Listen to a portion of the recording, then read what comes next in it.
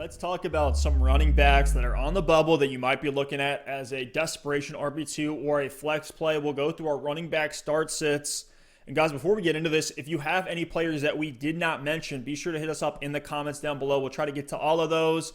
And we even did a live stream last Sunday, hopped on for about 2 hours before kickoff the Sunday 1 p.m. Eastern time games. We're going through a ton of start sit questions. Had a bunch of guys ask me, hey, should I start Julio Jones with all this injury risk? I was like, no question, you got to plug him in if he plays, and it paid off. So shout out to everybody in that live stream. Hope we got a bunch of fantasy victories out of that. Last thing here, if you guys like the show, please hit that like and subscribe button. That is huge for us. But let's first talk about Jerick McKinnon. Now with Raheem Mostert out of the lineup, probably going to IR. We saw McKinnon have those big pop games, playing on like 97% of the snaps when Mostert was out of the lineup earlier in the year. Are you seeing things moving that way again for McKinnon here? Are you valuing him as an RB2 or even like an RB1 in the right matchup with Mostert out? Yeah, I'm willing to play McKinnon this week. You just look at McKinnon splits with and without Mostert, and it's night and day. I mean, week 1 with Mostert in the lineup, 6 touches. Week 2 with Mostert in the lineup, 4 touches. Then Mostert's out for 2 games, and he gets 17 touches and 21 touches. Mostert comes back down to 3 touches, and then this past week he was out for, half of that game, got 8 touches. So my expectation would be that Jerick McKinnon's going to get 12 to 15 touches, maybe more in this offense. 12 to 15, I think, is the floor. I think 15 to 20 is kind of that ceiling. So I'm expecting McKinnon to be used early and often in this game. And I know JaMychal Hasty got some run there at the end last week, but I think they were just kind of trying to burn out the clock there. They had it in control. So, the Patriots obviously aren't a great matchup, but just knowing the volume McKinnon's going to get, we're dealing with all these injuries. We're dealing with bye weeks now. People don't have running backs just sitting around. And if you can get someone in an elite running scheme like San Francisco who's going to get you around 15 touches, you got to plug him into your lineup, especially when it's a pass-catching back like Jerick McKinnon. So I'm starting him if I've got him. I know he's been disappointing here for the last 2 weeks, but as an RB2, I think given the opportunity and the situation, you might just have to throw him in there. I'm surprised that you're as high on McKinnon because I've typically been the one of us two who's been higher on McKinnon. I'm actually feeling like this is a trap game, and I'll tell you why. It's because earlier on those weeks without Mostert, we had Deebo Samuel out of the lineup. George Kittle was hurt. Brandon Ayuk was still getting worked in. I know he had some good games around that time as well. But part of me thinks that, with these other weapons here, especially the way that San Francisco's running this horizontal passing game, it was like 99% of Deebo Samuel's yards came after the catch. There's something ridiculous like that last week. They were just giving him... Yeah, because they were all basically handoffs. Pretty much. I mean, they're using Deebo Samuel like a running back at this point. That has me a little bit concerned for McKinnon, but there are definitely worse options there. If you have a desperation RB2 or you just got nothing at your flex, maybe you're hammered by these bye weeks, or got some injuries that have crept in, McKinnon's worth a start. I'm just holding back on him a little bit. I think some of the touchdowns that he had earlier in the year, he scored a touchdown in his first 4 games that he played this season. So unless you're getting that touchdown, I think you're going to be disappointed with Jerick McKinnon. I would view him as more of like a 9 to 12 point guy, and if that touchdown hits, you're going to be happy with it. But definitely worse options that you can have there. And JaMychal Hasty coming in and getting 21% of the snaps. I think that San Francisco might try to see what they have in him before they potentially move on as an undrafted free agent coming in. But I'm still with you. I think he's still a start if we're just talking pure start sit here. Yeah, I think we both agree here. It's just I'm looking at it in an optimistic narrative, and yours is more pessimistic. Just for this take specifically, because we're kind of saying the same thing. Like right. McKinnon's not in my consideration for start of the week necessarily, but it's just one of those things where he has a good opportunity in front of him. So based on the landscape of fantasy football right now, he's someone you just need to start unless you're stacked and have other really, really strong options. And this San Francisco team's not built to play from behind either. But then again, I don't know if New England is going to go run up the score on them. It's a tough matchup, which also makes me look at other options. But let's move on here. Enough about McKinnon. Let's talk about Phillip Lindsay, another guy who's benefiting from an injury in that backfield. We saw him last week against New England have a mediocre outing. As one that if you started him, he didn't absolutely kill you. I think I would view him against Kansas City in Week 7 here as a low-end RB2 or a flex play. And we really know what Phillip Lindsay is at this point. He's a relatively efficient volume play. I mean, last week was like the epitome of what Phillip Lindsay is. 23 attempts for 101 yards. That's 4.4 yards per attempt, and then 0 targets. Granted, in that game, they didn't really need to pass the ball in a winning game script. They had a lead on New England most of the time. But Kansas City is a good matchup. They're 20th against the run. We know Kansas City is going to be able to put up points. And all you're hoping here is that the Broncos can move the ball, get Lindsay into the end zone, and just hope that they don't fall too far behind and have to air the ball out. I expect Lindsay to be a low ceiling, high floor play in the 10 to 14 range. See, I struggle with that one because at the time of this recording, and Steph, correct me if I'm wrong, aren't they expecting to have Melvin Gordon back this week? Let's do a spot check here real quick on the fly. I think they are. So assuming Melvin Gordon's going to come back, it's tough because, one, he could be dealing with some discipline. Maybe Lindsay gets the start. But two, we just have such a small sample size of both Lindsay and Gordon on the field at the same time. The only game they played together was in week 1. Melvin Gordon got 63% of snaps. Phillip Lindsay only got 32% of snaps. Royce Freeman had 10%. So I just look at these splits and I'm thinking to myself, if Phillip Lindsay's in that 10 carry range, if anyone's going to get the touchdown, my money would be on Gordon. If someone's going to get the receiving work, my money would be on Gordon. So, in a game where they could fall behind to Kansas City, in a game where Gordon and Freeman are going to be there, there's going to be kind of like a three-headed attack with Gordon leading the charge. I'm concerned about Phillip Lindsay. Now, I'm not going to say it's impossible for Lindsay to come out and get 15 carries because with Melvin Gordon getting that DUI, we don't know what his discipline is going to be. We don't know if Lindsay's going to come out and be the starter. We don't know what that's going to look like. But just with some of that uncertainty and on the off chance that the Broncos say, hey, the league will do their discipline process and down the line, Gordon will get a suspension. So we're going to play him now. That suspension's adequate. Maybe they come out and just give him the starting job and give him his full portion of snaps. So for that reason, I'm out on Lindsay, and I'd keep him on the bench this week. Yeah, my take was based on Melvin Gordon not being there at all. I assumed that he wasn't going to play anymore and was going to face that suspension starting this week. But you're right, the official word has not come out. As of right now, Melvin Gordon is healthy and expected to play. No injury designation on him.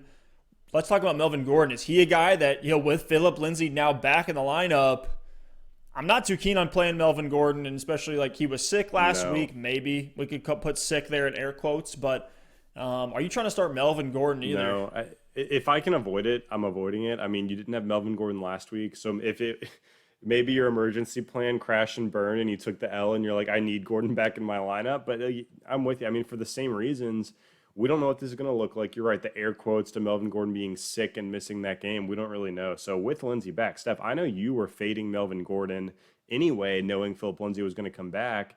Add some of this other off-the-field drama into the mix, and I'd be a little bit worried about Gordon as well. I think you can start him, but if you do, you just have to be prepared for some funky stuff to happen, and maybe Lindsay gets a little bit more work and a little bit more run than he normally does.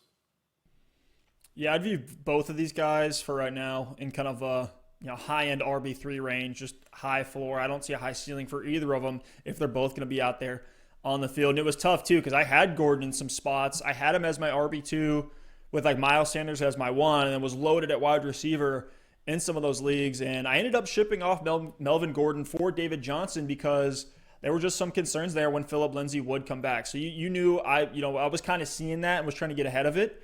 And I feel like I was able to sell high on Melvin Gordon after those early performances, and then he had that big game against the Jets. But yeah, I'm not trying to start either guy outside of necessity here in Week 7. Now let's talk about James White.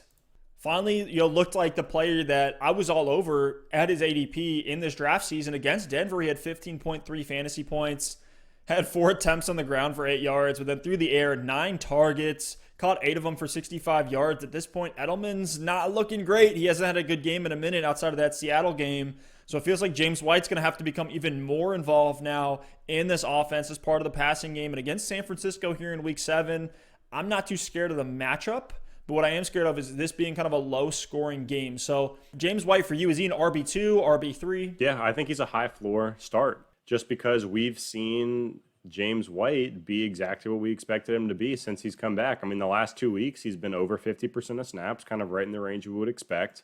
And in those 2 games, 8 targets and 9 targets, he turned that into 7 receptions and 8 receptions. In a PPR league, if you're getting 7, 8 receptions out of your running back, I mean, you're getting a really high floor. So only 3 carries in his first game and 4 carries in his second game back on the ground, but that's not what you're looking for in James White. He's essentially a slot receiver out of the backfield.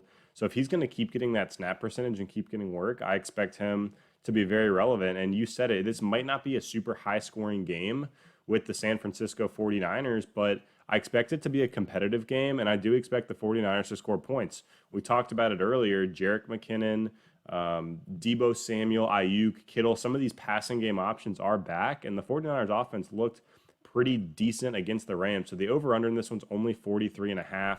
Even with that being the case, I still think James White is going to get work in this game, enough to be a high floor play. He's not going to take the top off and go for 30 points, but if you need a safe option that's going to get you somewhere from 10 to 15, and if he falls in the end zone close to 20, I think you start James White. Yeah, that over-under, I did not see that. That 43.5 point over-under is by far the lowest on the week. That's crazy. That's probably one of the lowest I've seen all year long. Now let's talk about this Rams backfield.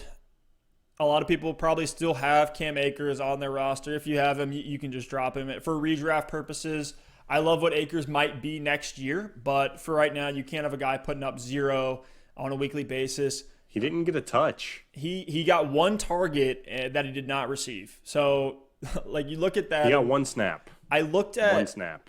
I looked at what Sean McVay said after the game, and he was just pretty much said, like, the game plan didn't involve Akers this week. And I was like, you said the week before that he was going to play. He was like a deep shot of the week for me in that San Francisco matchup. I thought was going to be a little bit more of a high-scoring game, and that Akers was going to see some pass-catching work there like he started to see earlier in the year when he kind of came off strong against Washington in Week 5. But it just didn't happen. Who knows? Maybe the injury is still bothering Akers, but he can't be a guy that you just have stashing or waiting. He's going to be a roster clogger at this point and still has his bye week coming up here in Week 9. But for Darrell Henderson, had a rough outing, only 14 attempts for 88 yards. It was a very efficient 6.3 yards per carry, but didn't even see He ran well. Yeah, didn't see a single target, though. But I'm starting to think Henderson is like the clear RB1 in this backfield. Is really turned into what I wanted Akers to be. Yeah, this is interesting because Henderson, this is the first game he's been over 50% of snaps. Even as Henderson has emerged, listen to these snap count percentages for Malcolm Brown on the year. I'll do all 6 weeks. 60% in Malcolm Brown's breakout week 1. But since Brown has taken the backseat, 54%, 49%, 61%, 38%, 45%.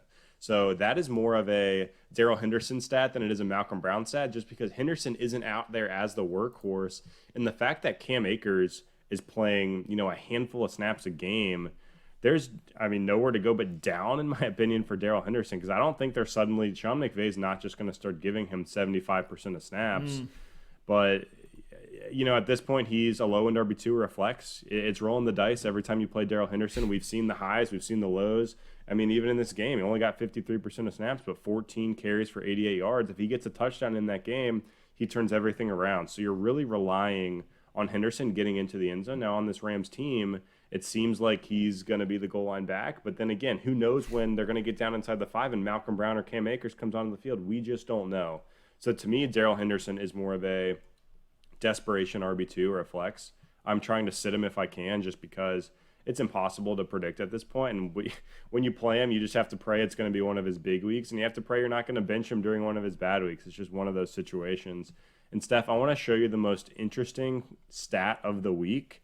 Darrell Henderson last week had 0 receptions for 4 receiving yards because he got a hook and ladder from Cooper Kupp. So go figure. I was looking at this box score and I was like, this cannot be right, but it is. This guy is doing literally something out of nothing. So, but again, Cam Akers, you can drop him. Malcolm Brown, deeper league, maybe you stash him in case there's an injury. He's more of a handcuff at this point.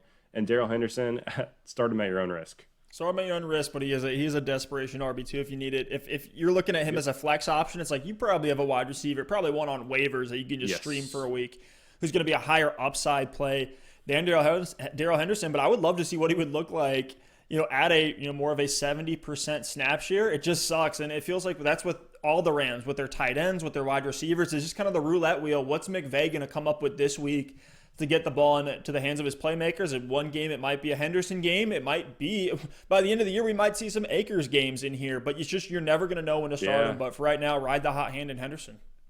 As far as the eye test goes, Henderson, in my opinion, has by far looked the best of all the running backs in that backfield. So surely Sean McVay and this coaching staff is seeing the same thing. So we'll see. I mean, again, yeah, I think we've hit on this well enough. Just keep an eye on it. Keep monitoring the snaps, the touches every single week. And if nothing changes, Henderson is that kind of flex guy.